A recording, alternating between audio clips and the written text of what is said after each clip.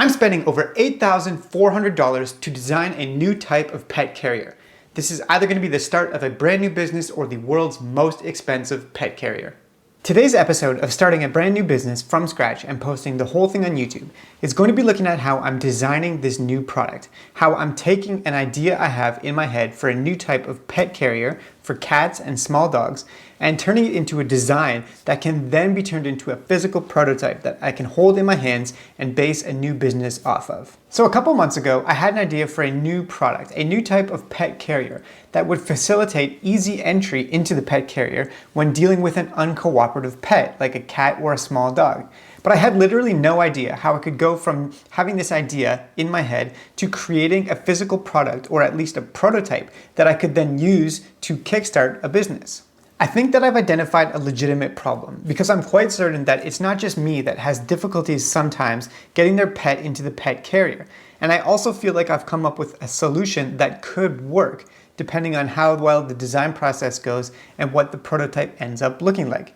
But my 2 degrees in social sciences have not imparted me with the skills that I need to actually bring this concept into reality myself. And that means that I needed to go out, reach out to people, companies that dealt with product design or prototyping. Now, before I get into that process that I went through in terms of reaching out to companies, firms that could help me design this product and bring it to a level where I can actually build a business from it, let me just say my grand strategy, as far as I can forecast it right now, is to design and create one working prototype. Basically, it needs to be a proof of concept that the mechanics and the design of what I'm envisioning will actually work.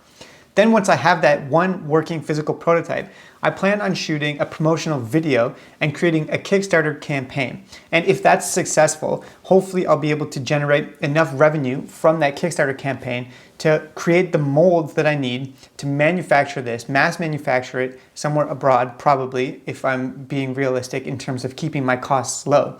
And so really it's all gonna hinge on an initial working prototype and then testing the market with a Kickstarter campaign to determine if there's demand for this product. And then if there is, I'll go into actual manufacturing, and then potentially a legitimate business will arise from this.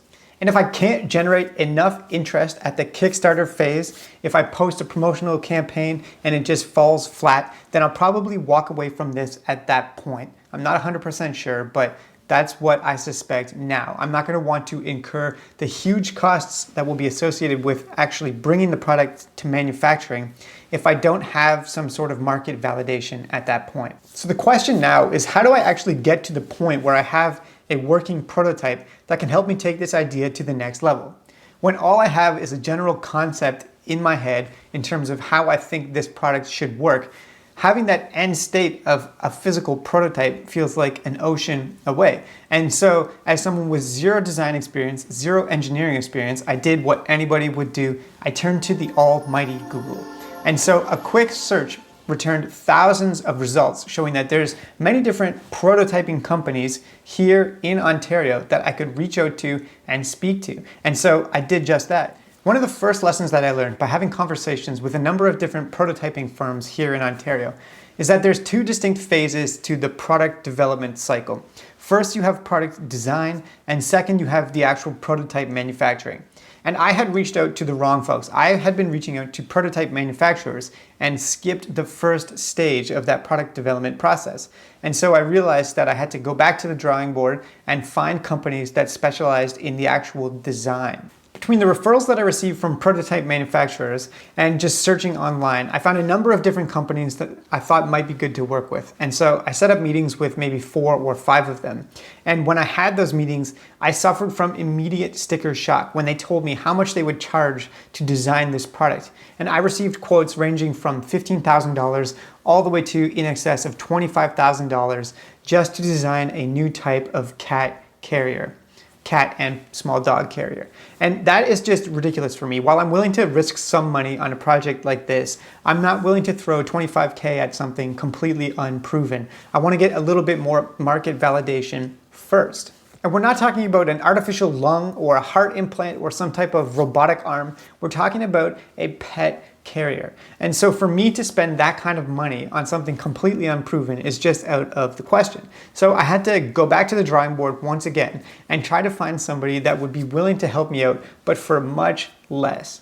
So the way that I found the product designer that I'm actually going to go with is a little bit of a funny story. At the same time as I was searching for these different companies, I was watching this TV show Dragon's Den, and there was this one guy who went on to pitch a different product, and during his pitch he said that he was a product designer.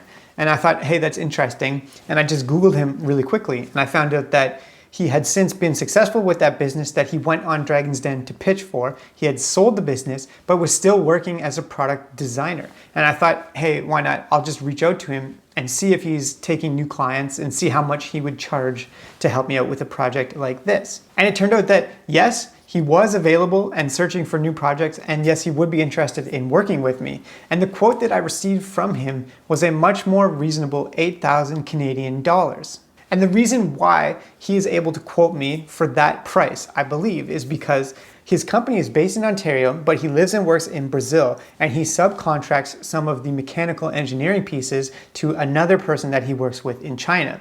So that like trifecta of outsourcing is what drives the costs down. And I'm hopeful that this isn't the type of situation where you get what you pay for. And so by paying only $8,000 versus $25,000, I'm hoping that I'm not going to end up with an inferior product design.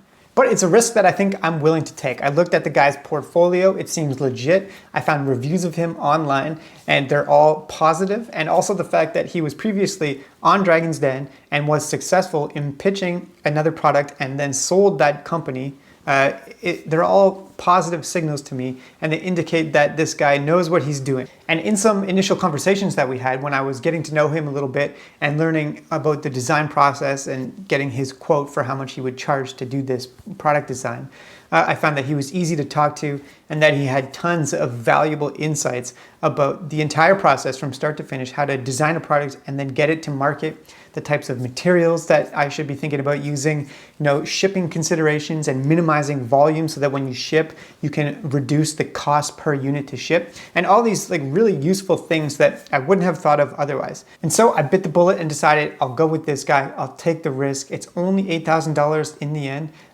There's plenty of other things that I could have done with this money, like investing it in GameStop this week, but who knows what would be riskier. At least in this instance, I have a little bit more control over my investment, and we'll see what happens. All right, let's do it. Here's the invoice. Product design, 50% deposit, $2,800, that's US dollars. Once you factor in the taxes, $3,164, which I believe, when you account for the exchange rate, works out to about $4,000 Canadian.